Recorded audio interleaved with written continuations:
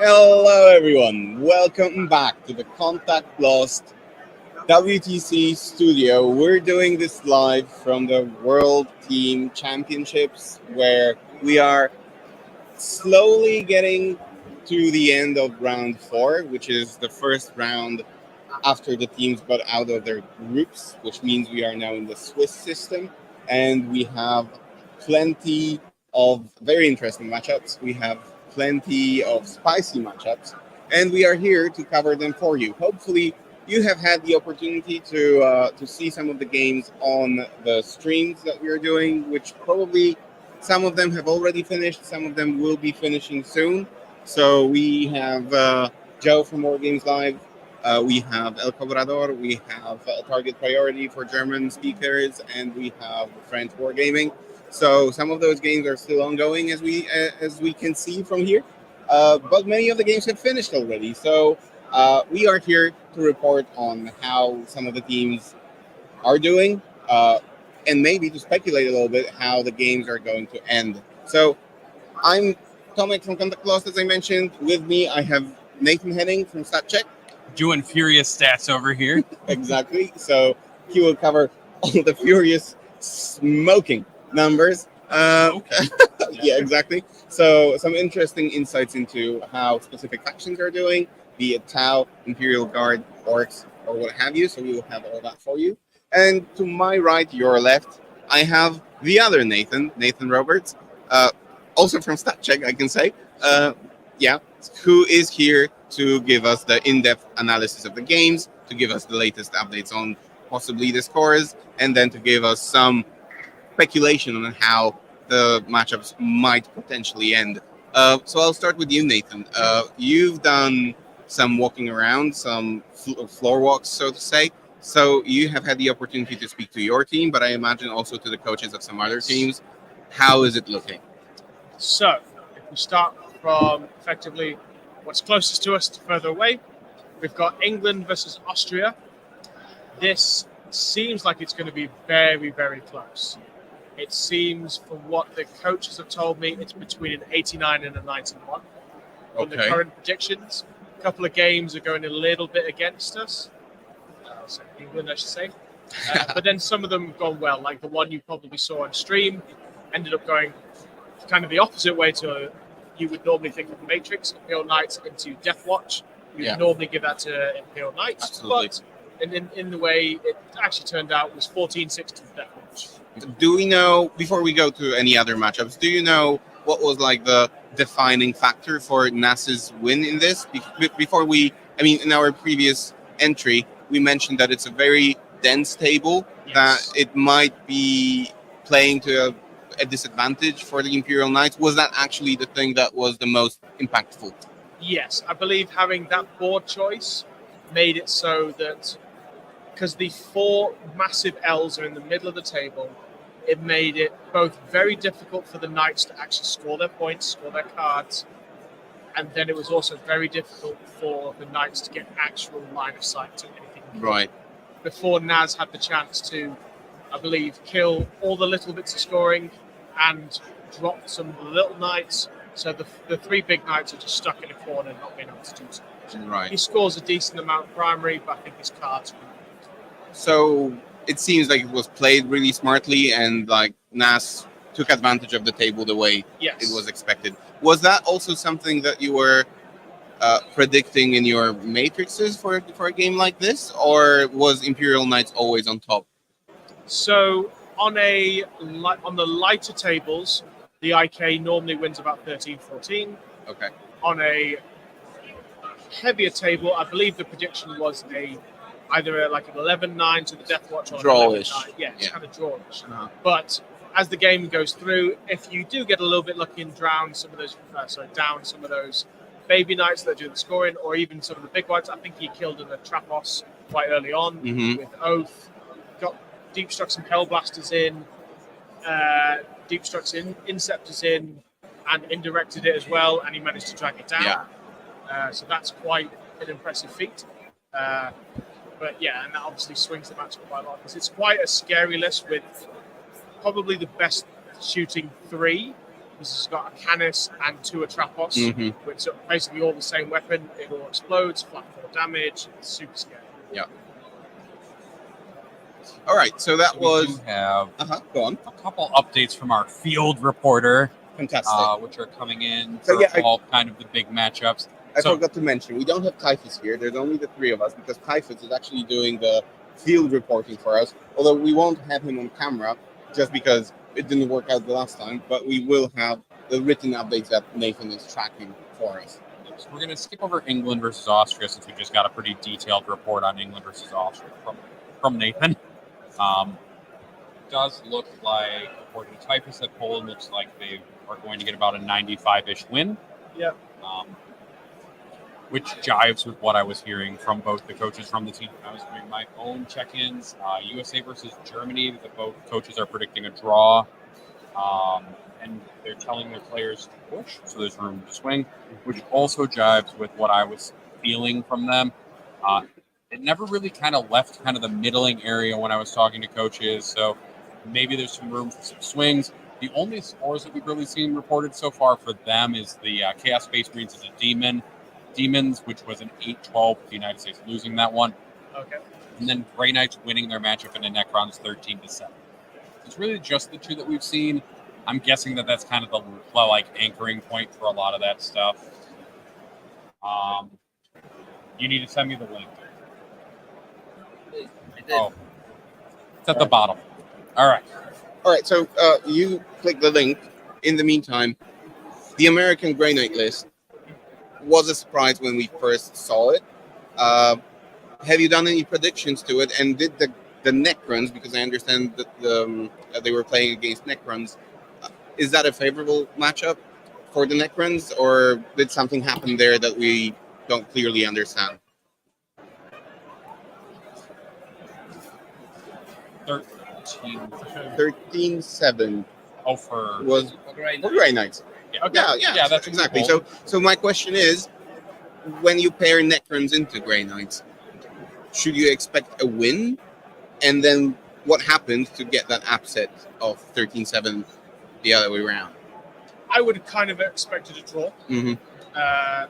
Again, I think we talked about it in one of the Enter the Matrix episodes where it's difficult because it's such a unique list. And granted, it's from a top team, but if it's the only list there, how much time do you dedicate to practicing into it? Yeah. And do you have a good enough player to know all the tricks and know how to use it? So it's a skill check having to play against it. I'm surprised it wasn't a little bit closer, because that's what 13's difference on first 5 is nothing. So it's about the 20-point mark. It depends if he's managed to push the Necrons off one of the objectives, or early on he's deep struck and gone, you're not getting your 10s every turn for a couple of times.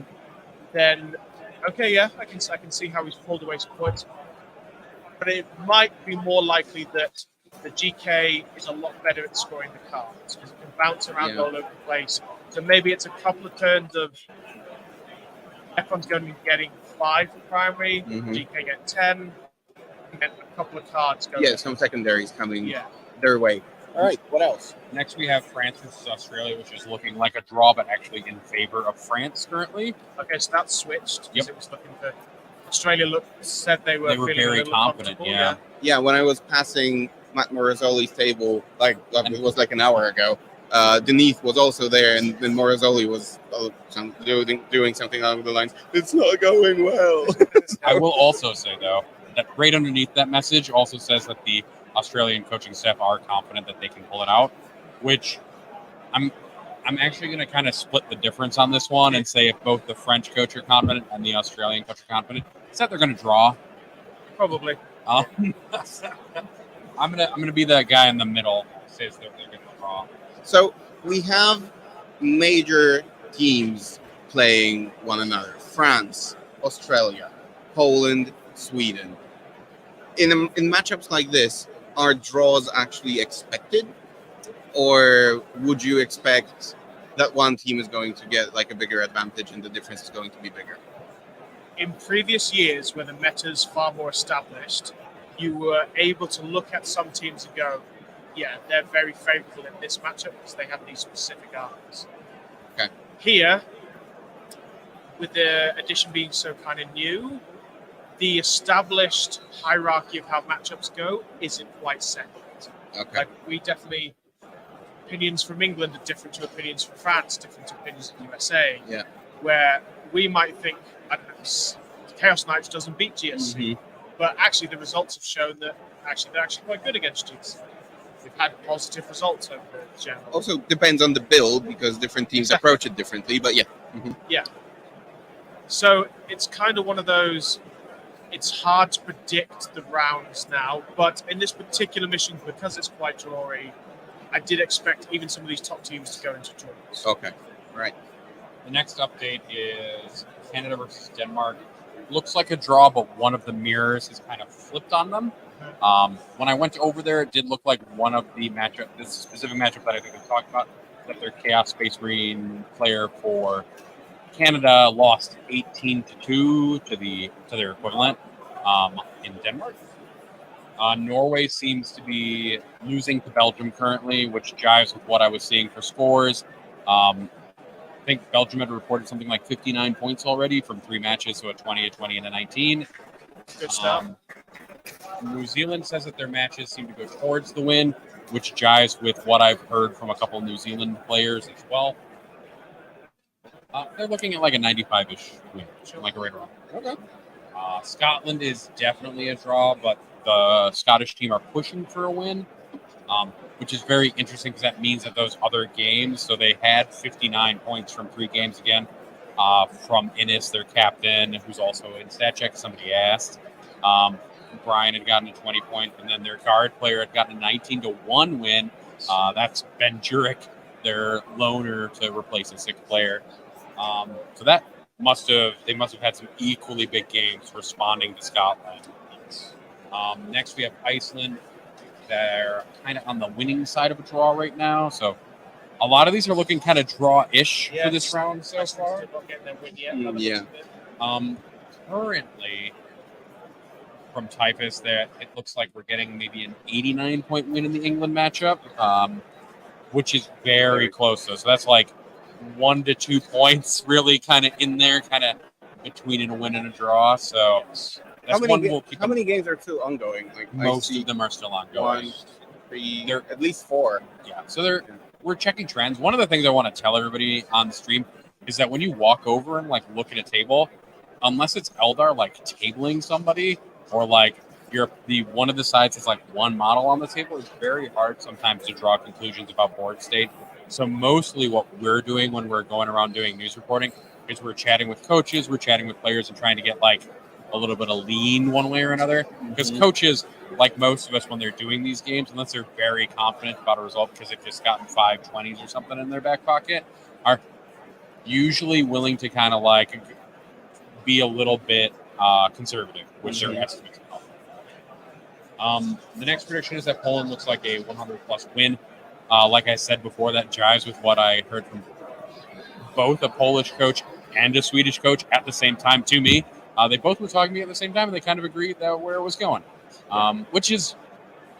I think if you go into BCP, you will already see some of the scores being loaded up, because I know Skark has finished his game with Imperial Guard into, I think, Custodes. That was the game.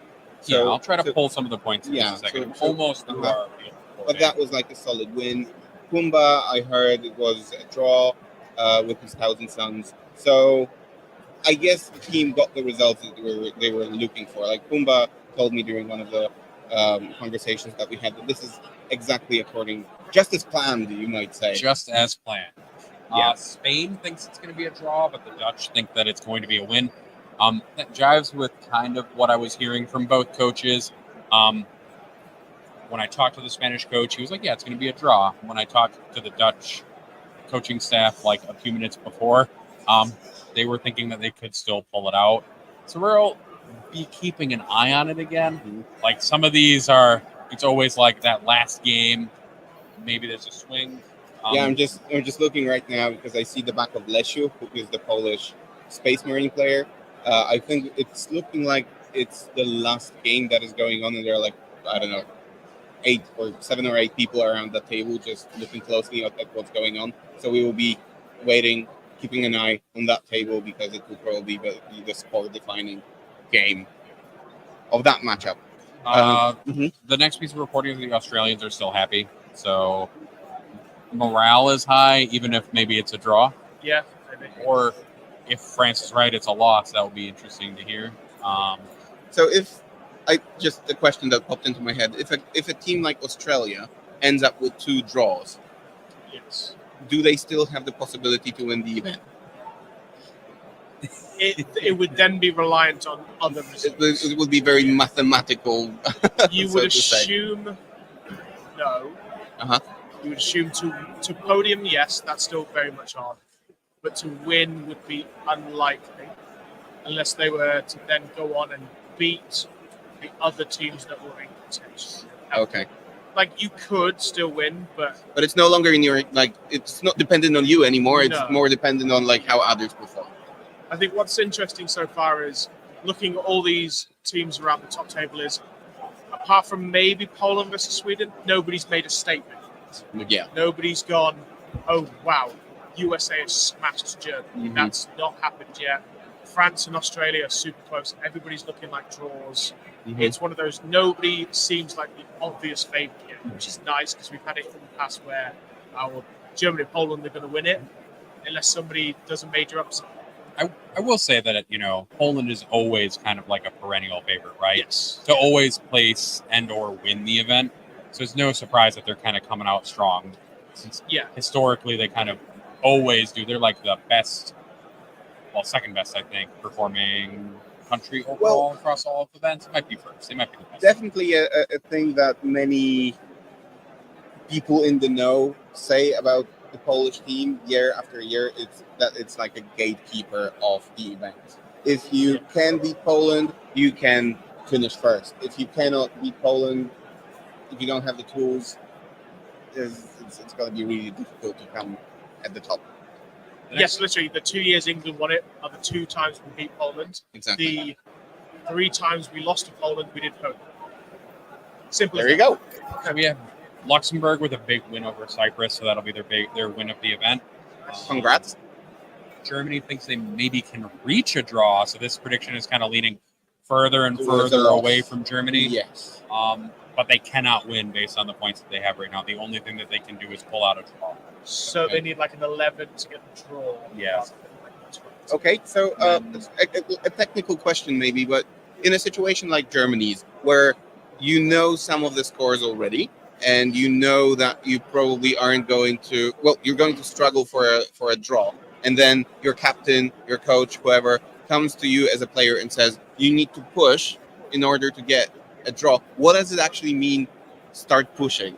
Like, does it mean, YOLO, give up whatever your plan was and do something else, like pull out the gambit, for example? Like, I don't think we've seen gambits at this event. Austria almost did one against England. Okay. So what does it actually mean, push for the score? So, like, a term that we kind of use, kind of have like a soft push or a hard push. So, without being told by a coach, a player might come over to the coach's captain, whatever, and ask, look, I've got a decision where if this goes right, it could be the difference of me getting 16 rather than 30. Mm-hmm.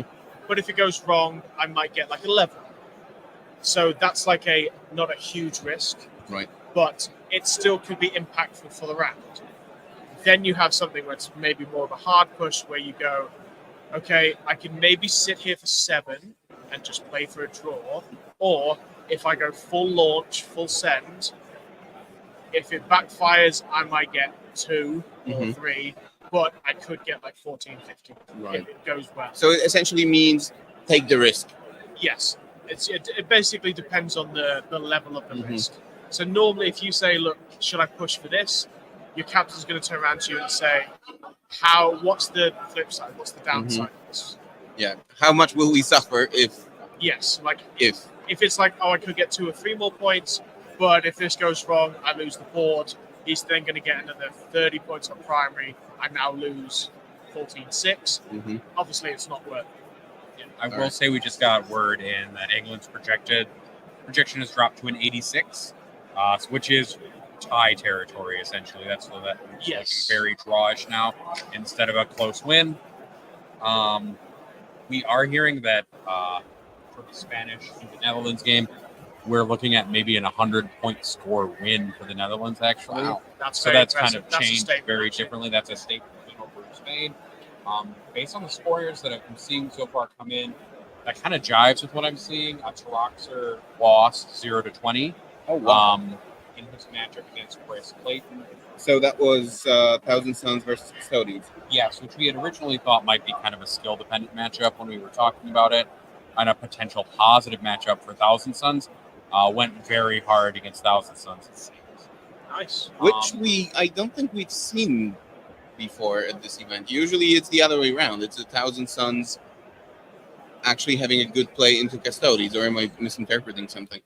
Yeah, so it depends a little bit on the custode build. Mm-hmm. I'd normally give it like a 13-14 to custodes, presuming there's no mistakes. But I gave it maybe as like an 11-9 to Taroxer because I felt he's such a good player. Yeah, because of the name. But something obviously has gone wrong. Again, that could have been one of those, I'm going to push, and you know what? If you don't do anywhere near enough damage, you are done. Yeah. I will just cover It would be interesting to have someone from those teams to go over that game, so we will try to do that. But it's totally dependent on Typhus, who he is going to invite. So stay tuned for a random guest, and then probably another random guest. I will say we're getting like a lot of very funny, like interesting and like conflicting reports about various things. Jakob Stefko, or maybe Jacob Stefko, I don't know. Either is good. Is asking which team for now would you select as a winner? And I'll leave the second question away for now because it's like, what's the most unexpected result? But we haven't really gotten all of our results in yet. I think that if France beats Austria, that France and Poland together with kind of their wins kind of feel like favorites to maybe go all the way. Because even if France is not scoring high, they're winning all of their matchups, right? Yes. And a win over Australia is definitely more of a statement in a lot of ways than a small win over Australia is more meaningful than Poland's big win over Sweden, I think. They definitely seem to have a recipe for victory, or have had that recipe until now. We'll see how the rest of the game pans out, but France is a monster of a country when it comes to WTC in general. They have an extremely strong team, extremely deep preparation process, which has to be respected. And I know that there is a lot of mutual respect between France and Poland when it comes to this event and when it comes to performance and playing one another. I know there are also a lot of friendships between the players and so on, but of course that doesn't matter when you play for the final score. But if it comes to this, if it comes to those teams playing one another, it's definitely going to be one of the spiciest games at this event. Every time I look back over at my messaging from Typhus, like something changes. So I'm going to give it a few minutes while we wait. It looks like English might tweet, like just barely pull out a small win. Based on a score that just came in from one of the games, possibly a 14-6 win for England in a matchup. But I'm going to wait a few minutes for us to kind of exit the projection stage and enter into kind of a results stage, because I don't want to give you guys updates every 5 to 10 seconds when things can, as even Typhus is mentioning in our like stream of information that he's giving us, that the projections from coaches are changing like every few seconds to minutes. So we're going to wait just like a few more minutes on that. I'm going to take a look at the results and see if I can flip anything. Yeah, I see that probably the last ongoing game is Manny playing his demons. Unfortunately, I don't know what the matchup is, who he's facing. Eldar versus GSC, which Manny's pretty comfortable with, and he was looking like a small win, but I don't know if that gets him across the line. We do have several games still outstanding. Okay. Chris and Sebastian, which is CSM and Orcs. We have Matt Robertson's Tyranids and 2 Kevin's Death Watch still outstanding. Many Chimas of the game that you're mentioning, Segano, which is Eldar and GSC, still outstanding. And then the Thousand Suns mirror between Mike Porter and Dominic is still outstanding. Still outstanding, yeah. Um, Which is also noteworthy to anyone who hasn't listened to us before. Dominic is actually was supposed to be the non-playing captain of the team, but that's England. sorry. It's Dominic also supposed to be a non-playing Oh, captain? that's a different Dominic. That's a different Dominic. I was Sorry. like, wait, yeah, no, yeah. you're wait. talking about the captain for Germany. Yes. This sorry. is a different Dominic. Yeah, like I mistook the name. I was like, did this happen twice and I didn't know? No. That's my mistake. Like it's an honest mistake. All right. Do we have anything else that has been? If we're talking about like potential favourites. Yeah. If USA Germany draw and Australia France draw, Poland's the only team on undefeated 4 wins. Yes. Yeah. That's correct. And they've now beaten a top team in Sweden.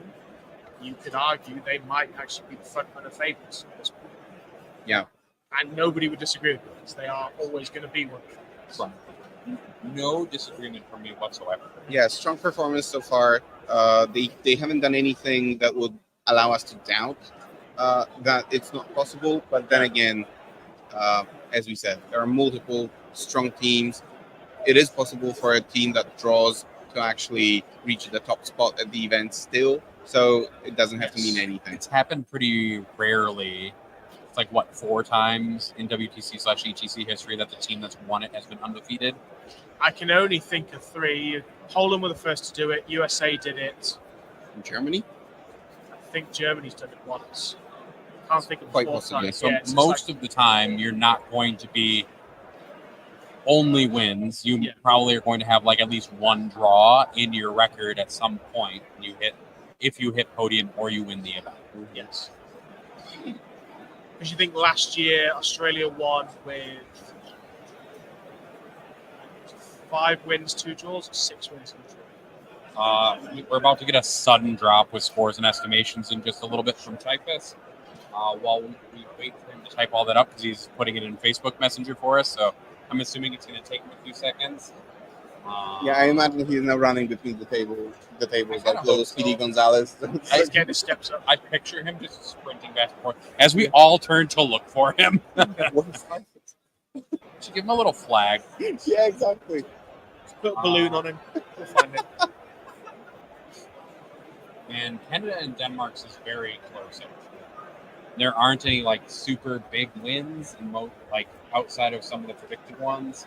Eldar into Imperial Knights, for example, Canada took 19-1, which is kind of predicted, but also it might hinge really around that CSM mirror, which was an 18-2 in the opposite direction of the way Canada had predicted it. So we'll see how that turns out. I don't have any pairings from Greece or South Africa, so that's interesting. Yeah, there's a reason for that. Okay. There's a reason for it? Yeah. Okay. So we have Scotland into Ireland. We have a 20-0 for Ireland with their Eldar over 1,000 Suns. Ben Jurek's 20-0 over with Astronauts Armor over Custodes. We're still waiting on a Gene Stealer Colt mirror, and then a Tau into Chaos Knights. Innocence Dark Angels beat Chris Musgrave's Imperial Knights 19-1. We're waiting for the Necrons and Deathwatch matchup. Then we have Ryan Eldar into Dan A. Heron's Chaos Space Marine, which is a 20 over Ryan. And then Chris Irvine has pulled out a win with Custodes over Zach Ward piloting Necrons 12-8.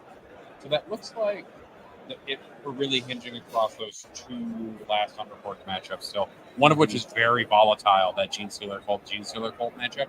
It's essentially volatile. Let's see, has we got the update computer from Typus?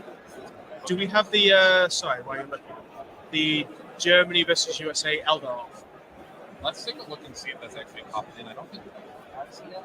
Yeah, and while we wait, I'm smiling all the time because yesterday during the off time after the last round, I was talking to Jay. Yeah, not yet. I was talking to Jay, so one of the, if not the head referee of the event, and he said that the closer you get to the final round of the event, the more difficult it is to pinpoint who the player is, because the players exchange shirts so much. There is any reason is good to exchange a shirt. So like you play the game, you shake hands, you exchange the shirt. You go out, have a smoke together, you exchange a shirt. You go and buy drinks together, you exchange the shirt. And at some point, the referees have a problem because they are approaching something. There's a name on the back. They pat him on the back, and it's someone completely different. So, where is this tradition coming from? Is it from football, or is it something? Yeah, I believe it comes from football. But I took a picture yesterday. We might put it on the thing later. So England was playing Spain, and then the other two opponents in that pod were Romania and Bulgaria. And I walked over to one of the tables and took a picture because the Bulgarian player was wearing an England top and the Romanian player was wearing a Spain top. So I looked around at them and went, that's not our round. I was like, wait, there's 9 tables for England versus Spain. Oh no, they're just wearing the same shirts. And earlier in this round, there's a player, I don't know what team he plays for, but he's wearing the same shirt and he's the same build. That's Sacco. Yeah, and he's got the same hair. And I walked up behind him and pat him on the shoulder.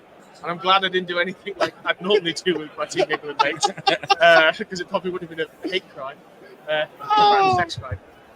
But it was like I was just like, oh, you're right now, and he's like, oh, I'm so sorry. So, yesterday actually, the same situation with Nassim and Sacco.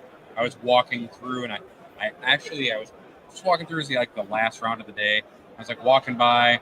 Sacco's wearing Nassim's shirt. I'm like, why is Nassim over here? Because I just saw him for a second.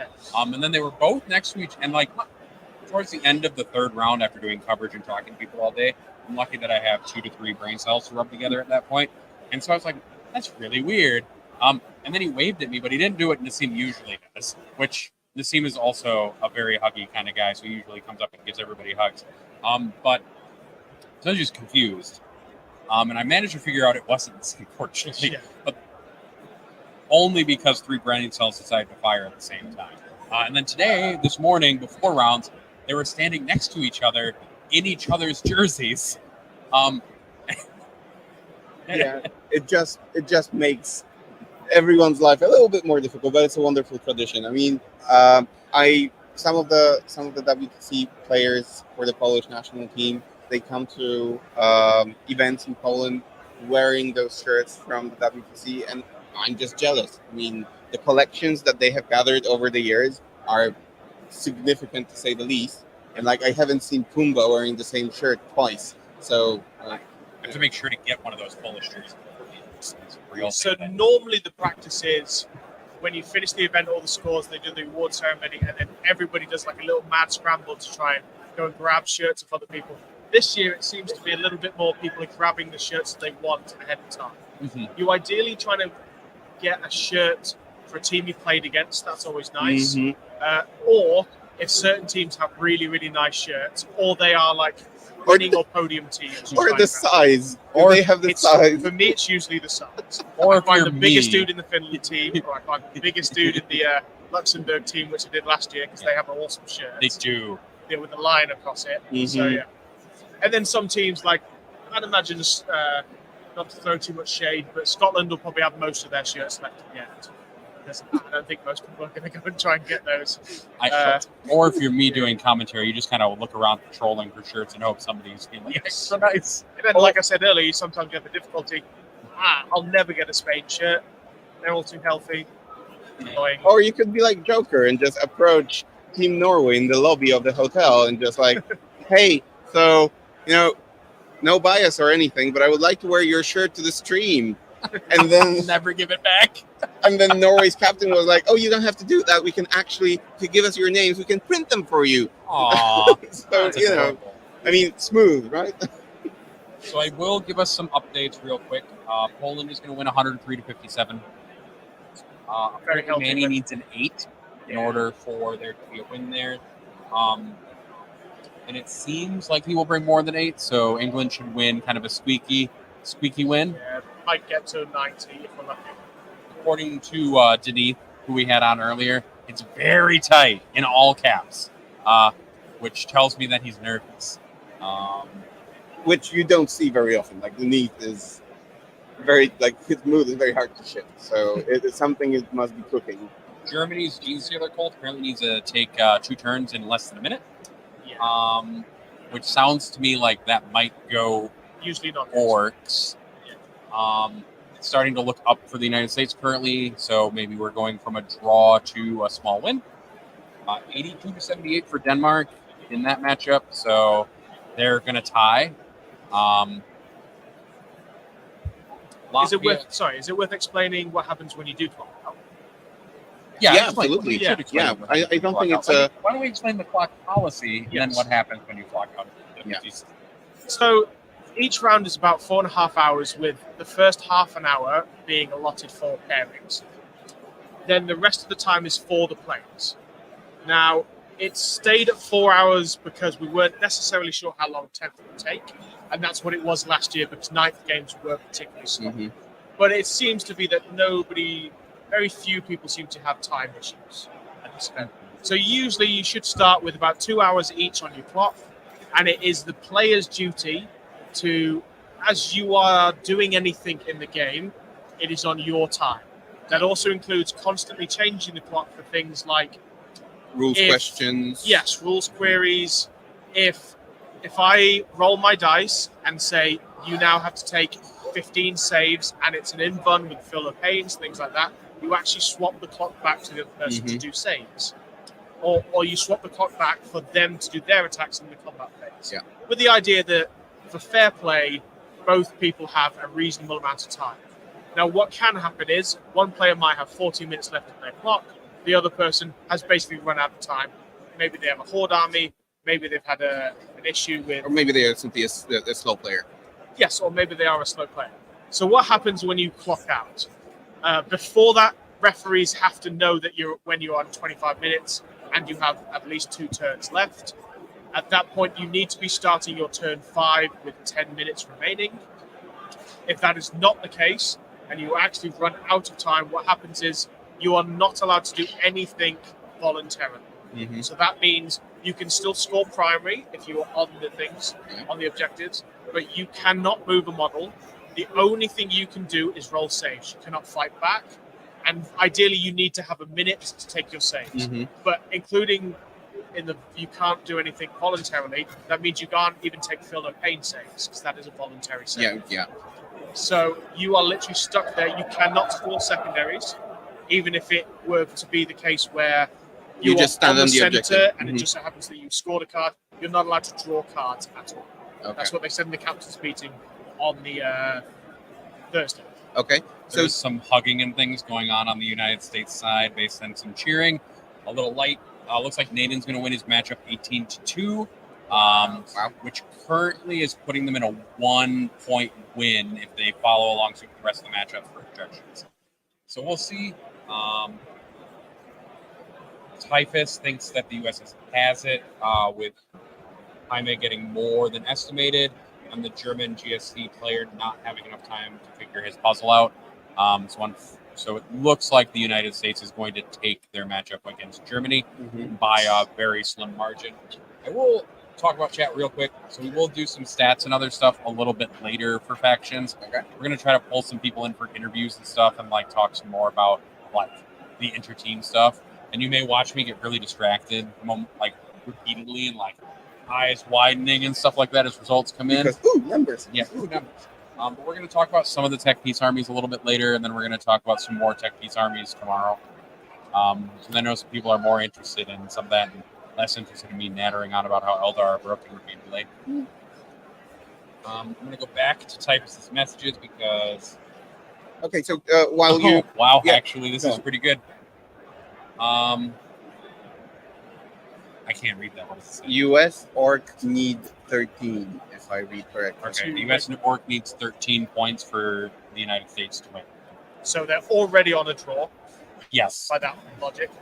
They're on 73. Which jives with what we heard earlier from Germany, where they said they are looking to draw and cannot win based on... And that's the Orc versus GSC matchup, isn't it? So the GSC actually can't do anything.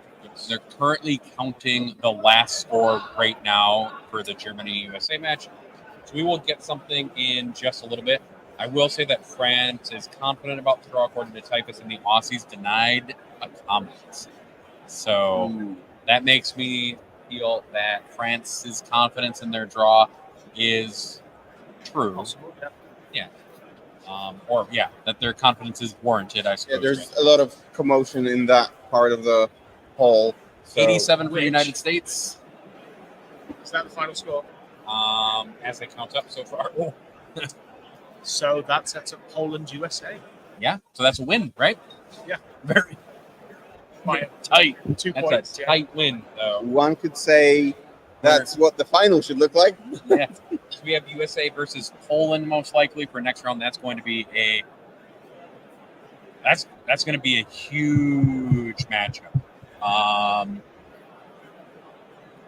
Man, I'm excited now. That's going to be exciting. I'm Yeah. excited. I hope everybody else is excited because that's going to be Definitely something that we want to keep our eyes on. yes. No doubt we'll have typhus there like 99% of the next round. Just kind of Probably, watching. Orbiting the tables like crazy. He's going to be creeping above the table just a little bit. His eyes just looking over. You two should have a little bet on it. Interesting.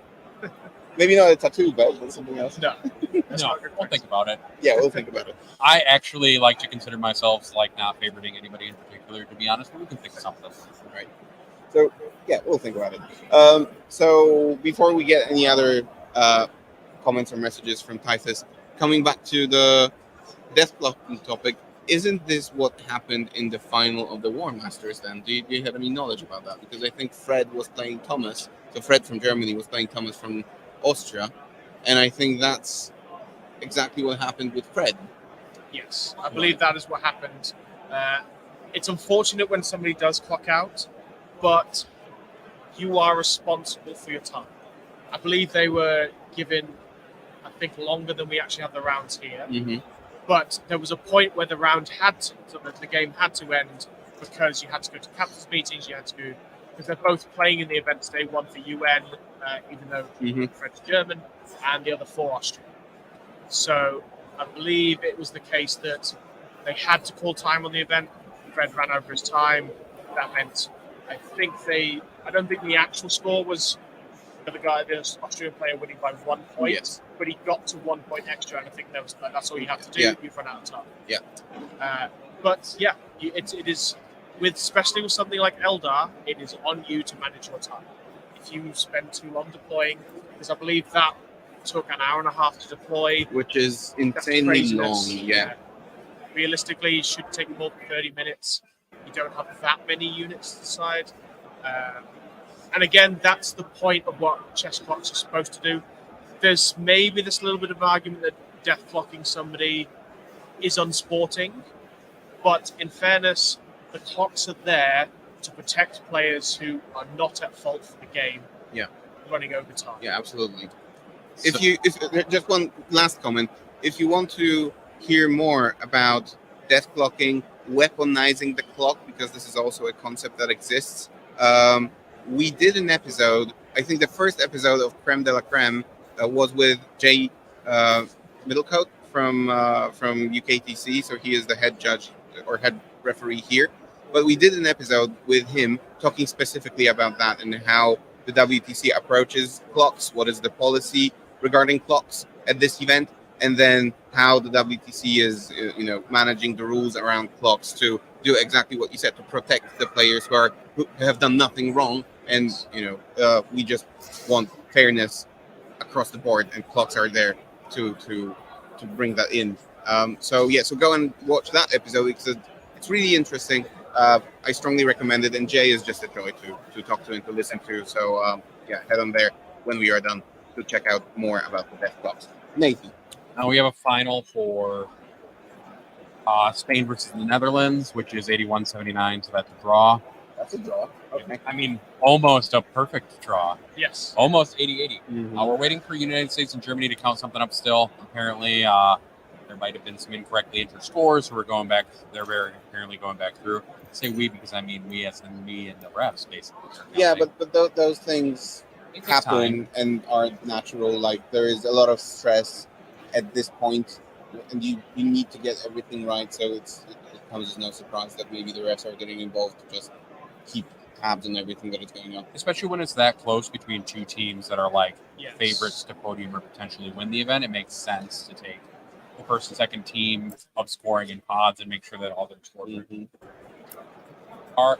US won 87 to 73 according to BCP, but my BCP is currently checking the scores a little bit, by which I mean the internet in this hangar is failing me miserably. Or BCP is, I don't know. They're both equally possible.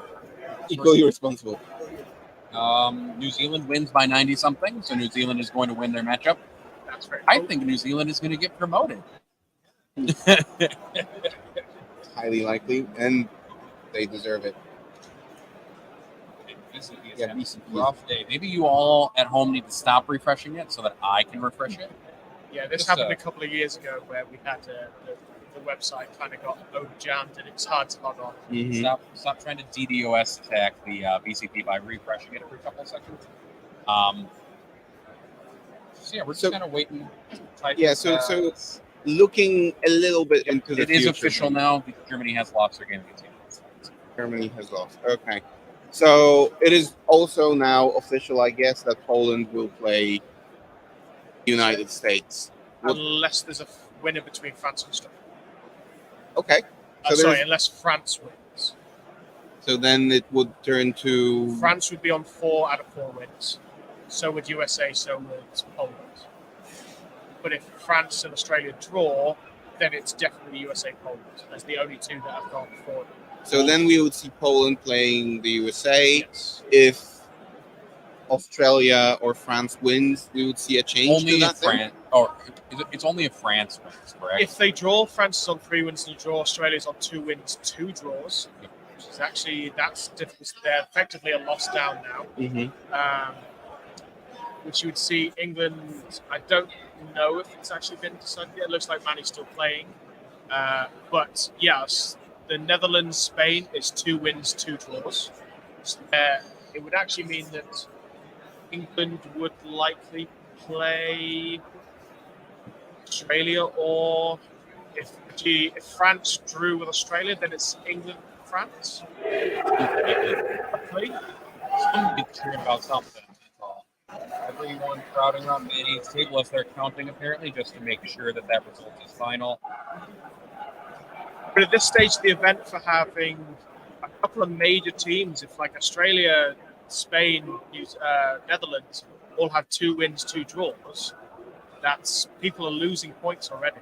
Which normally you get to this point where we could have had 6 undefeated teams.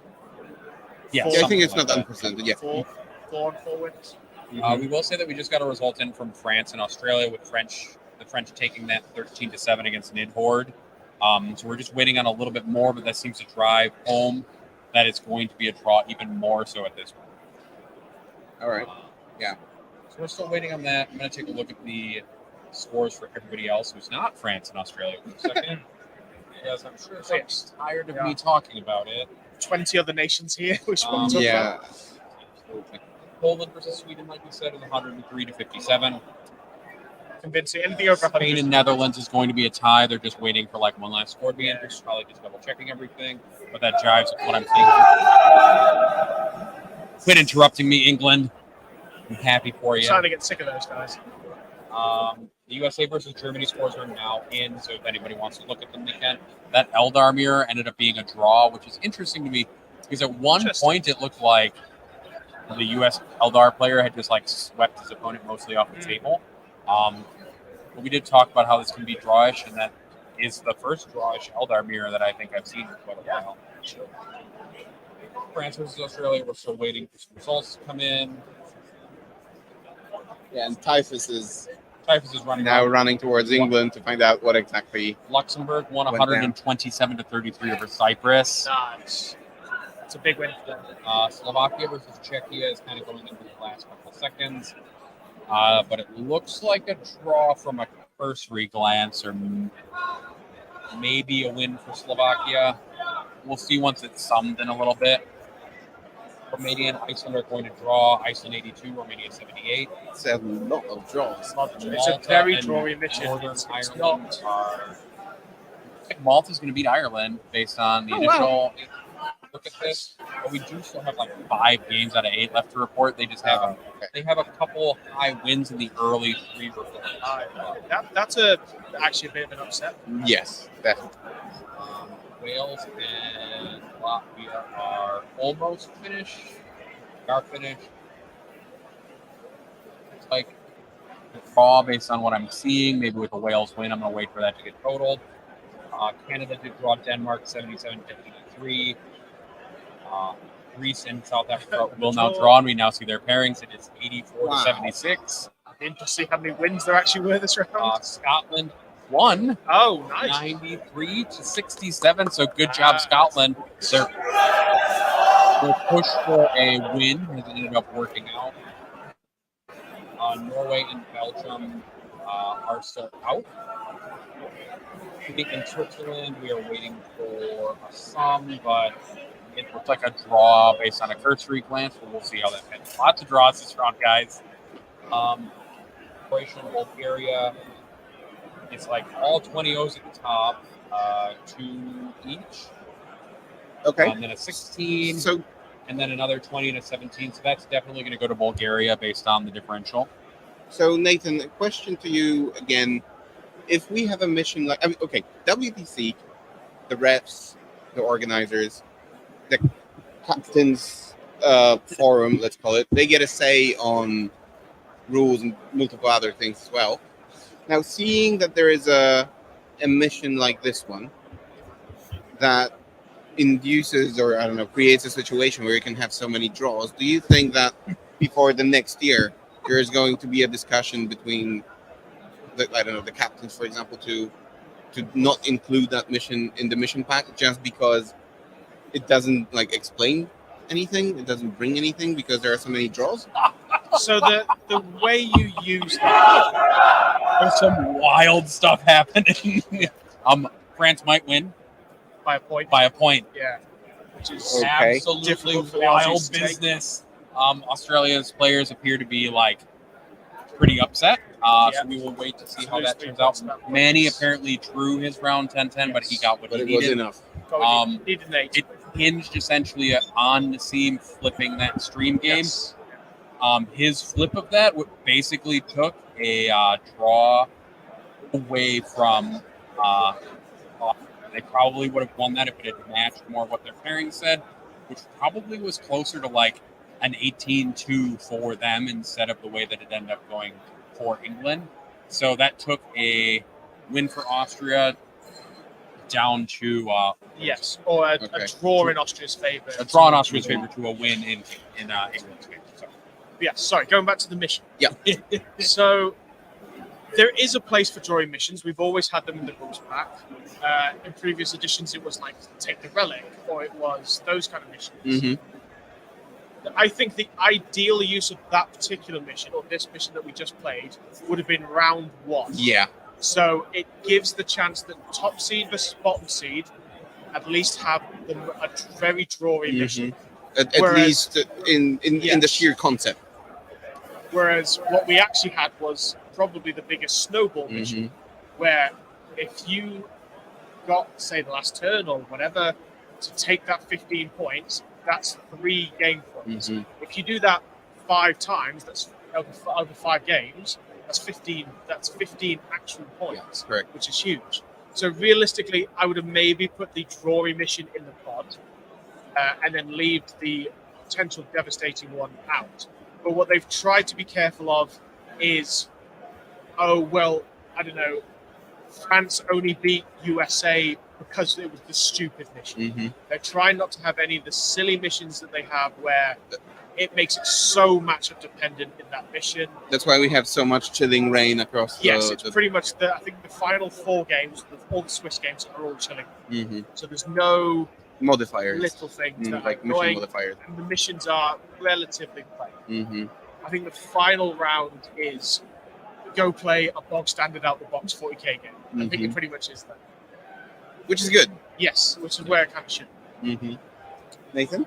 So the information from Typhus so far is that the Australians originally had a big win projected after pairings, and it's kind of decreased every 15 minutes since then. That kind of jives with a little bit of the feelings that I'd gotten from them. Although I didn't think they were quite as confident at the early stages of the round when I walked around and was talking to people. We do know that we're just waiting on Australia, essentially, at this point.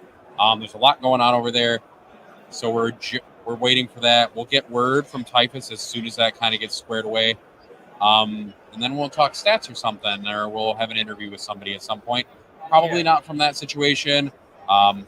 It seems like we're going to respect the players, respect their coaches, and respect their staff, and give them an opportunity to kind of get through this situation without needing to be pulled over here. So, catch a breath. For sure. like, to our listeners, watchers, etc., just we'll let them have their space in this situation and not drag Denise over for a post-mortem You don't need to on that clickbait matchup. people. Yeah, we're not doing that. So one of the topics that we did touch upon in the previous entries as well is the level at which teams play this year. Like, we did mention that the information is broadly available now, even compared to just last year. With so many podcasts, so many teams traveling to different countries to play, be it in singles events, teams events, etc. So the information transfer and availability is different than last year. So, judging by the scores, seeing how the teams perform, do you see the uptick in teams' performance? Like, even when we talk about like the mid-table teams, do you see a change in their approach to preparations and so on, or is it comparable to previous years? I think this year, with it obviously swapping to 10th, it's basically Mhm. last minute, I think teams have probably gone out of their way to try and search for anything and everything. Like, it was definitely in the warm-up for England, it was a case of you would try and scrub the internet for any kind of information to find. We tried to get some of the information from the Polish events that you had, because you were the only guys who were not publishing things, but were at least you were having events, because not many other teams were having team events and so on and so forth. But overall, it seems like the prep is so much better, because 5, even maybe 10 years ago, smaller teams weren't even struggling big teams. Whereas you had Belgium, not that they're a small team, but Belgium are pulling results against big teams. You've got There's like Norway, like Denmark. I mean, Norway coming into the fourth round today in the morning, they were on 3 wins, which is, I think so. I think they were. We discussed that yesterday. 2 draws and a win. The score is incorrect here, but it is kind of funny because it currently shows England 161 points to 147. Austria's 147 points, which is just the raw scores, I think, from the round or something like that, being told up somehow. I'm not sure how they got that, but, quirks of the trade. We're going to go through just I can continue with your point. I just got amused by something. I'm sorry. No. I was just saying, the score's wrong. It's weird. I don't know. Maybe they've added 80 to each score. I don't know. I'll just pop through these real quick. We'll see if the Australia one comes in just a little bit. Poland into Sweden, as we said, Poland won that. They are currently 4-0. Spain drew with the Netherlands. So I believe that Spain now has 2 draws, correct? Sorry, I was reading the chat. No, you're fine. What was that? Spain has 2 draws now, correct? Yeah, 2 wins, 2 draws. 2 wins, 2 draws. Is that the same for the Netherlands? I can't remember if they drew. Same as They're on 2 wins, 2 draws as well. Yeah, 2 wins, 2 Netherlands. The United States beat Germany 86-74. We're waiting on that to come in. Luxembourg is 127 over Cyprus 33. The UN Slovakia team won 96-64 over Czechia. Romania and Iceland are going to draw 78-82. Malta is going to lose to Northern Ireland 65-95. That last few scores that we were waiting to come in. The 5 essentially decided it. Wales lost to Latvia 72-88. So kind of that initial. That's disappointing for them. That's very close. Yeah. Canada drew with Denmark 77-83. Nice. Oh, they're on the rolling. Yeah, we just got a message from Joker that he was kind enough to put the scores on the rolling bar at the bottom of the screen, so Essentially, you can follow that there as well. France has a win as France has 75. So France, sorry, it's a draw. France has 75 points They in the can bank. win, yeah. If they get 11 points in their last game, it's a win for France. Aussies seem to think it's a 10-10. They're counting currently. Yes. So we'll have that in just a second, basically. I see there are some officials involved as well in that. I mean, area. as is It's a crowded- expected, you don't want the players and coaches counting this. You definitely want the officials probably doing the counting instead. So no doubt there are going to be just a bunch of officials over there kind of standing around it and waiting to get that count together. Norway did beat Belgium 37-100. Norway lost to Belgium 37-123. Kind of a disappointing result, although maybe Belgium was mad and came out with a vengeance, especially in this mission. Yeah, they came out upset. And unfortunately, it was Norway on their path. Yeah, Which also puts Belgium on 2 wins, 2 draws. That's a lot of 2 win, 2 draws. Maybe we'll have somebody with 2 draws on the And podium. Australia could also be on 2 wins, 2 draws. Yep. We'll see in a Which, second. honestly, that we could have somebody with 2 wins and 2 draws do very well towards the end of this. We are waiting. Who is happy? Who is happy? We're waiting to see who is cheering. Oliver wins 16-4 in that last France matchup. beats Aussies 91-69. 91-69. Congrats, France. Yes, it's definitely France. Wow. So wow. France is continuing its winning journey of low-scoring wins over people. They'll now, take it at this point. And now we know that Australia is not going to repeat their success from the previous year. Yeah, two wins, a draw, and a loss. They're out of first place. Potential podium. They could, as we like to call it, submarine. Especially since we have a lot of 2-win, 2-draw teams. We could have some losses mixed in there. We could have some more draws mixed in there. So it's possible that Australia comes back and does podium. Yes. But it is also a testament to what we've been discussing earlier and what you've been discussing in your podcast, that both France and Australia, probably alongside Poland, those are the 3 teams that put in the most effort in their preparations. Yeah. So you can say that right now we could see 2 teams, Australia and France, duking it out. And yeah, just it was supposed to be a draw, to be perfectly honest. So if my math is correct, Poland versus USA, 4 versus 4 wins. Yeah. France is in 3rd with 4 wins but a lower score. England is in 4th with 3 wins and a draw, because nobody else has 3 wins and a draw. So it'll be England and France in the next round, right? Yeah. And USA versus Poland. The USA is still currently the highest scoring team. Yeah. Poland is now the 2nd highest scoring team, I believe, based on what I'm seeing on the screen. England's actually 4th with 3 wins and a draw. They're the only team with 3 wins and a draw. Let me double check. I believe that's true. That's interesting. The next step down is 2 wins, 2 draws. And actually, Germany is currently going to be in 5th until we get the score from. Well, Australia had a draw, right? Coming out of pool play, they were 2-0-1, right? They drew against Belgium. They drew against Belgium, right? Yeah, but they lost. So now they are going to be out of that top top 5, as it were. So Germany will drop to 5th in just a little bit. They'll probably play Sweden, based on what I'm currently seeing for rankings on my screen. And then after that, it will get a little bit murky because we've got a bunch of 2-draw teams. So we'll see how that goes. Nathan, so a question to you. It's a hot take, of course, that Australia didn't win. It's no longer possible for them to repeat their success from the previous year. Realistically, what is now the role of the captain and the coach for a team in a situation like this? I mean, what's stopping them from just dropping the dice and saying, we didn't achieve what we came here to do, we didn't repeat the success, what's the point? So England's been in this situation quite a few times. What it really takes, and this is kind of where the team spirit and the players that you select quick comes into play quite massively. They will go away this lunchtime, probably in isolation, and have a real talk. Now, what they will either do is crumble, and more often than not, they will put their heads together, come out of this because there is still a podium to play for.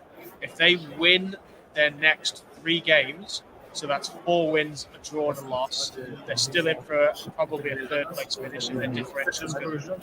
No. So they still have something to play for. Mhm. And also, you spent all that money, and for them especially, we've traveled so far, you can't put your heads down. Yeah. And I think the captain and the coaches there, if they're good captain and coaches, which I know they are going to drag that team back into winning form in the next few rounds. Because they're also going to be, because they're down a few points, they are going to get that slightly lower level of competition that they were looking for. Now, in that round particularly, I don't know if they've had some unfortunate swings, but when a team feels very, very confident, and then as it keeps going, it gets worse and worse and worse, that's normally an indication that the matrix is wrong. You've prepared a certain way, thinking that's how the game goes, and that isn't. That's happened to England, that happened to them last year. Matrix was too good. They've come out and they think they've won pairings. What they've actually done is not run the right matrix. Okay. It looks like we got an interview. It looks like we've got an interview. It looks like it's going to be a single person this time. So, are we, Joker? Are we ready for the interview? Czekajcie chwilę, drugi idzie do kibla. Okay, so we will have 2 people. We will have 2 people in just a second. So probably one person from England, one person from. Yes, I think we're going to have Manny and his opponent from the round. Oh, no, not even straight. Do you want to stay this time then, Nathan? Do you want to do the Yeah, let's interview let then? Nathan. No, Let's fuck that. no. I Nathan, can't we listen should- to Manny anymore. Let's Nathan's this actually. Can we Nathan's this? Yeah, Manny, you 2 are actual interviewers. I'll just annoy Manny the whole time. You've become an actual interviewer and talk show host basically through this. Congratulations. So I thank you. I will put that on my CV. I will, Well earned. Do you need me to act as a reference so you can be sure that works it's as well? probably better than some of my other references. So yeah, They're never going to call me. They're going to be like an international number. That seems like way too much work. yeah. Americans don't even speak English. So from the perspective of a person who has been on a team that had so many accolades, many awards, and so on and so on. Coming back to that topic of coaches and captains and their role, there were several teams at this event who didn't really choose their captain. It was that the captain volunteered because nobody else wanted to do it. Yes. What would your advice to such teams be in terms of selecting your captains and so on? So let's wait with that question because we have guests now. Yeah, so to be continued, we will come back to this later. I'll make space for our guests like we did yesterday. Yeah.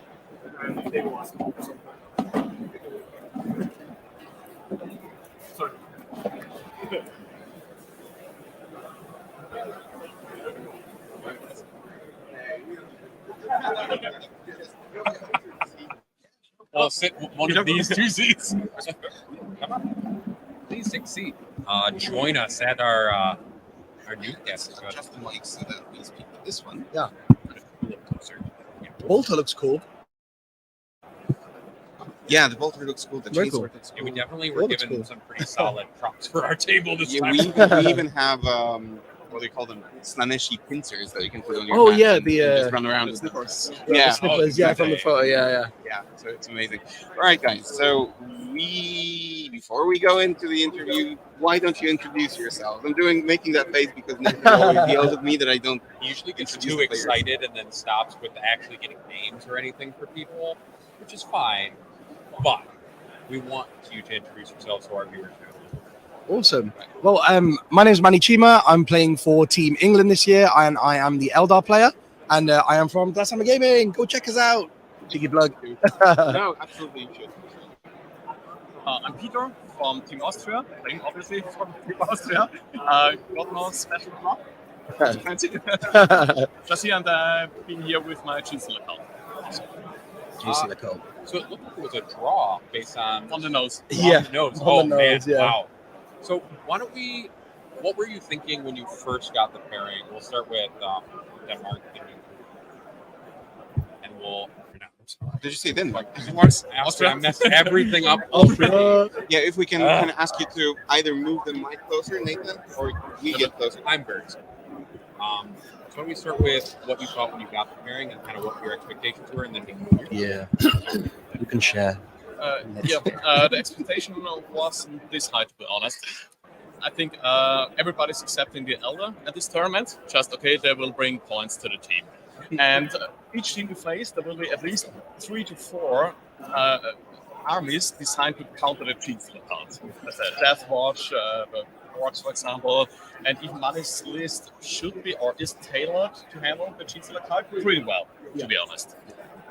And it wasn't my best matchup. I had I think 6 points. It's an orange, closer to a red. It can horribly go wrong. I mean, the game wasn't perfect, to be honest. There were some dice rolls, but yeah, I think it was the best matchup for me. So in the middle of the game, coach had over to me, said, okay, other tables are also looking not this good. So probably going ham, going for some points, doing some overthinking and not playing too crazy, so not playing too safe. So going maybe for some charges on the home objective, and stuff like this. So. Yeah, so for me, the Gene Stealer core is usually on our matrix a yellow, which is a 13-7 or 14-6 usually, so like a small win for me. But it's like a comfortable win, and the reason why we've been taking that matchup, like in the other rounds, is because if you can make their Gene Stealer core play, Gene Stealer core and Eldar are the two big hitters. If your Eldar can get more than 10 from one of their two big hitters, that means one of their two big hitters is losing, right? So if I can get 4 and their Gene Stealer core gets 6, we're up 8, right? And then if we can do the same with them, like for example, in this round, we managed to get the Eldar into 1,000 Suns, and for us, we think that's good, right? We blunt the Eldar on 1,000 Suns really well. I think Vic actually won the game against the Eldar. So, and then our Eldar drew. So it's, it's like a positive result. So that's what we were going for. And the round was looking really close, actually. Once we did the pairings, it looked like about 90-70. So we thought we were winning by like 4 points. So it was a very, very close round. We had some ups, some downs, but it ended roughly about there on 87. So the reason why this one was a draw is usually the game, like I say, it's like a 13-7, 14-6 for me. But in this mission, like we say, I can't get 15 primaries. So this would have been a 13-7 or 14-6 if I'd have got the 3 turns of 15. But you're not allowed to, and it's maximum 10 on the primary every turn. So then my opponent also never has to play for the middle objective. They just sit back as well. So if they're playing the sit back game and I'm playing the push around the middle game, it will go more like 11-9, 12-8 to me. So from turn 3, I could see that it was going to be about 11-9, 12-8 in the Eldar favor. However, the secondaries then swung it a bit. So I got like 7-7-8. But Pia got like 10-10-10. And I was like, okay, so now he's catching is going to be like a 10-10-ish kind of thing. Then I got one very lucky shot with the Wraith Knight. Right? I shot one gun, just one cannon at 20 neophytes, and I did 31 mortal wounds. So I killed the entire squad. And I was like, okay, that was lucky. It's probably like an 11-9 again. But then he drew investigate signals when he was in every quarter of the board. And we drew 10-10. And it was ups and downs. The whole way there was ups and downs. And that's why it finished on bang on 10. Very fun game, though. Very, very fun game. Yeah. Loads of funny things happened in that game. So you would say that very kind of up and down. Yeah, it was very up and down. So that in that hinging moment, would you agree, it's kind of like when you drew that signals at the end, and then also kind of Model wounds, it was in turn 5. Yeah. I think don't matter this much. There was a small oopsie from the Aberrants in turn 2. Because he was running with his Wrath Knights on the middle objective from a mine in the quarters. And then, okay, what can I do now? And I charged 2 Neophytes to mid turn 1 with his Wraith Knights. I mean, they will get killed anyway. Yeah. But he can only fall back to 1 unit and then blasting out to do their own combat as well. And then he fell back and then the fallback and shoot at the middle guy. And then I had Rapid Ingress, the Aberrants, behind the Wrath Knight. we can't shoot in his movement phase when he fell back. And everyone's okay, waiting for next turn.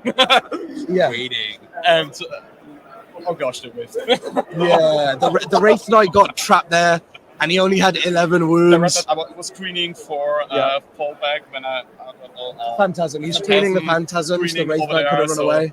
Reviving units, and he can only go to the Aberrants and waiting for. I was literally stood there like, that Wraith Knight's dead now. He's just dead to me. Just forget he even exists.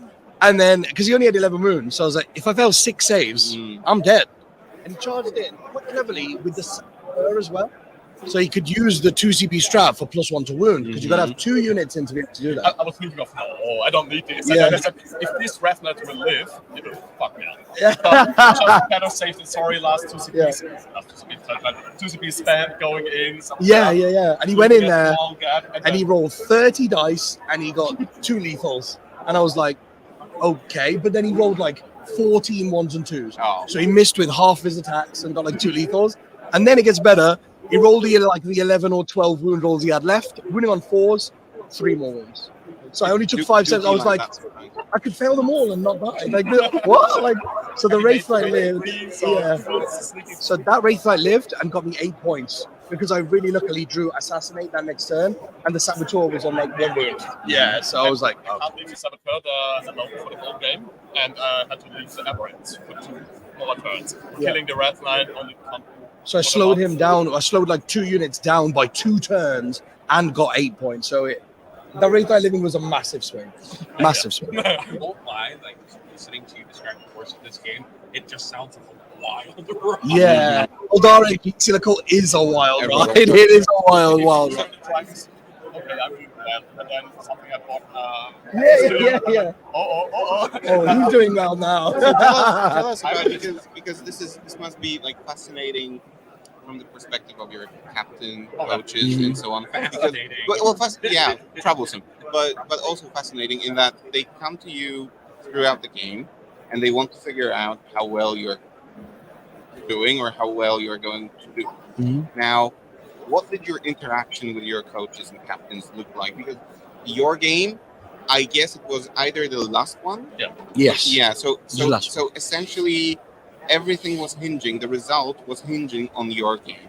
Yeah. So did your captains or coaches come to you and say, "You need to push," and then you pushed, or did they like give you full freedom of expression? And so it was a little bit different, I think, for both of us.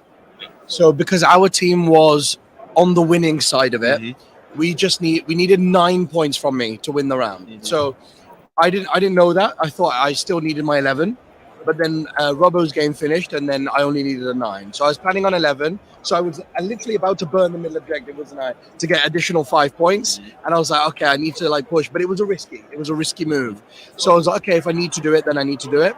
But then they came over to me and they were like, you just need 9 points. And I was like, okay. So I won't burn the objective. I'll go for the safe point. I'll take the 5 safe points on the secondaries, and I won't take the gamble on the primaries. And then what it meant was we needed like 17 points on secondaries in the last turn to stop me getting a 9, right? Which was just basically impossible, right? Yeah. Okay. So how about your perspective? Oh yeah. The coach was prepared not winning with the match, obviously. Yeah. Then during turn 2, they had it over to me, so we need to point on numbers how the match is going. And I started after the Wraith Knight incident. I pointed on a 5 to 6, and he said, "Okay, other papers not this squad, so just go in, risk some things. If you go 0, we will lose anyways, and some points out. Just take some risks." Yeah. Okay. And then setting for a catch enemy outpost, I can play for objective game, and then I go defending outpost. And he did it. That was great. 2 units just for charging his home objective. Yeah. There was on the one hand, there was a demolition charge unit. I can Czytali, cytowali się. Czyli to działa. And they would charge them. That wouldn't have frankly probably any points. So neophytes there, acolytes there, so 2 9-inch charges to the home objective, we could do inferior 3 charges. Yeah. And then, not killing, charging objective. So for situations like this, I guess there is a mechanic in 10th edition that was specifically designed to be implemented here, which are gambits. Have you? Not Have in you this. not, no. So, No. but like, have you ever actually used No. a gambit? No. Any of you? Like, have you ever considered using it?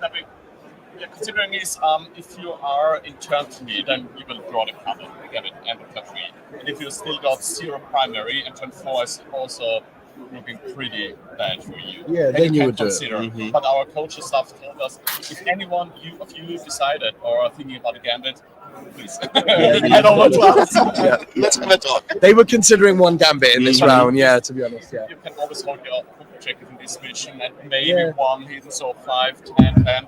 Gambit is only 30, so Yeah, it's just not worth it. It's just not worth it. And also, it's sort of like in a situation where if you're going to lose like 20-0, then okay, do a gambit. okay, yeah. Because you might get 19-1. But if you're losing like 17-3, Mhm. those 3 points might be winning your team the round, you know? Like, yeah. So I think gambits in these scenarios, I don't think they're quite worth it Mhm. because you can, like we were just saying there, you can score like 30 on your primaries in this mission by pretty much standing still. Like, so. But is it's it a rough. mechanic that you ever consider either in singles or Yeah, so teams? yeah, in teams, if I was losing, for example, if I was going to lose 20-0 and I had no primaries, basically, like if I was going into like turn 3, I had like 5 primary, and I know in turn 4 I'm going to get 0 now, so I only have 5 primary, but I'm losing 20-0, but maybe I'm only losing 20-0 by like 2 points. So I go, okay, if my gambit goes off, I only lose 16-4, and all of a sudden we've drawn the round or we've won the round. For you. Then maybe. So if you're about to lose 20-0, then yeah, but Right. or even if in these situations, say you're losing like 18-2, and that means your team is losing the round, but that like 17-3 would draw the round. Maybe you can consider it then as well. Like if you're only on 15 primary, and that extra like 15 would push you in. So in the very dire, I think it's very, very niche where it might come in. So Okay. All right. So final question, because we slowly need to wrap up. How does it feel to play against a celebrity? Oh, wow. A 40K celebrity. How does it feel? Celebrity. Yeah. Does it add any layer of like additional stress or pressure? To be honest, no. yeah, I was hoping not. Because the English guys has to prove themselves. Yeah. Actually, yeah. That's To be honest, it's big England playing small Austria. Last year we were both in hot face and we got crushed. Yes. Not this hard, but we got crushed. This year hot face went way better for us. Yeah, for 2 in a draw. Yeah. 2 wins in a draw. Now we're facing back again Yeah. and losing by 2 points. Money, no, just to see the problem is if you look the guys on YouTube or podcast, so they become familiar to you. Yeah. Money is a familiar guy for me, but he looks at me for me. And because I spend hours in YouTube watching your podcast as well. Oh, thank you. So familiar. So that you just has to be careful not to be too friendly, because you can be pressured in a way, or just what are you doing? I don't know you. That's one problem, but being too defensive or okay. So yeah, we just try. We actually had a fun game. Right? We had a laugh the whole way through. So So I'll revert the question. I'll revert the question a little bit, and we will close with this one. So, you, Vic, some other people on the team also being celebrities, could that sometimes work to your disadvantage? That, I don't know, you could look down upon a team and maybe miss something important in that because you feel overconfident? Yeah, it could. It could very well do that. But I think we've done very well as a team for that not to happen, because we're like we said, we're not looking down on any team. Like we did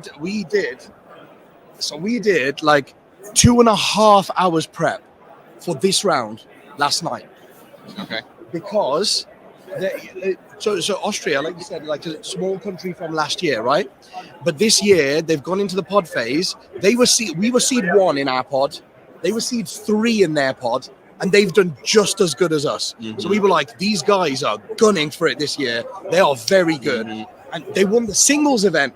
So, you can't look down on any team here, because you've got to realize is maybe it's just because there's a lot of focus given to tournament players in the UK. So that's probably the only reason we're well known. It doesn't mean I am any better than Peter. You know what I mean? It's just because we get like a platform to show our skills. But what you have to remember is just like we have picked who we think are the best 8 players from Team England, every country has picked the best 8 players from their country. So you can't go into any round and look down on anyone. So we are really concentrating on every single one. And it shows we only won by 2 points.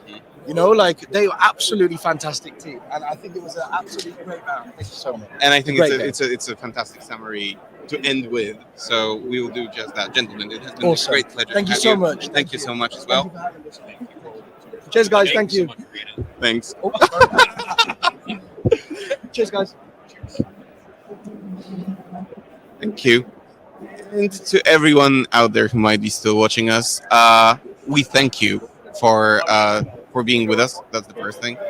The second thing that I want to close with is that is a reminder about the giveaway that we have. We have the Army Painter's speed painting set that has been granted to us to actually pass over to you. So the rules of the, let's say, competition are: if you sign up to our Patreon until the end of this event, then we will do a raffle among the people who have signed up throughout the event. So you have time until the end of tomorrow, and then the lucky winner will get that set. Also, if you are considering signing up for or subscribing for BCP to be able to view the scores and lists and all that jazz, we have been informed that there is going to be an affiliation link for Contact Lost. So something that we will publish probably in the description of the next entry that we create. And when you click on that, BCP will get some sort of profit thanks to that, and then you can use that to support us as well. So we will be putting that in our description. Make sure that next time you tune in, you click that link, because it helps us, it helps BCP, and in a way, it helps you as well. Nathan, final I'm sorry, words? Austria. That's all I want to say. Yeah, you did well. I'm terrible at everything today, apparently. Come on. But very good job to both teams. Thank you to both of the people we were managing an interview with. Mhm. I hope that Austria and England do very well moving forward. Yeah. And we will publish when this goes offline, you will see the schedule, so you will see where our next entry is. Make sure that you tune in, because there are some spicy games coming up. So we will be there to report on them for you. And then also make sure that you follow, first of all, our sponsors, then all the other streamers that we have mentioned many a time. Go to if you're not sure who is the sponsor, if you're not sure who is the streamer, go to the WTC website, and you can check who the partners are, who the sponsors are, who the streamers are. Everything is there laid out for you, including also the WTC history and the history of victories, etc., if you are interested in that bit. So thank you for sticking with us, and make sure that you join us next time when we enter and give you the latest updates. Bye-bye. Bye-bye.